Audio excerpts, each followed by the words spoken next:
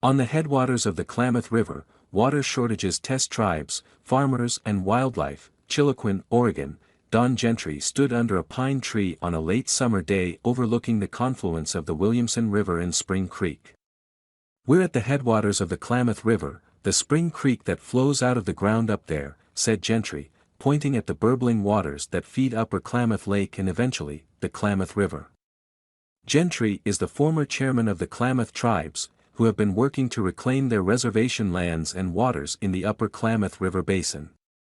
They're also trying to preserve the two fish species at the heart of their cultures.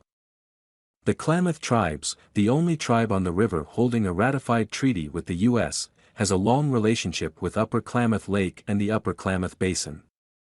They own the most senior water rights in southern Oregon, and they're not afraid to use those rights to address their issues with fish in their traditional lands. That has put them at odds with farmers who also rely on the river to grow potatoes, onions, and other crops after the U.S. government invited them to homestead in the now drained Lower Klamath and Tule lakes. The three cultures of the Klamath tribes, the Klamath, Modoc and Yahuskan Paiute, have inhabited southern Oregon, the Tule, Upper Klamath and Clear Lakes and the lands around what is now Lava Rocks National Monument for millennia. Gentry said anthropologists confirm they have lived and worked in the basin for at least 15,000 years. In 1864, the Klamath ceded 23 million acres to the U.S., receiving a 1.8 million acre reservation in southern Oregon.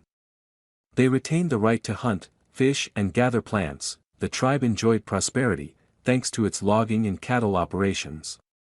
Tribal members also continued to hunt and fish for salmon, steelhead and the fish they are culturally affiliated with, the sea wham or Lost River sucker and the koptu or short-nosed Sioux.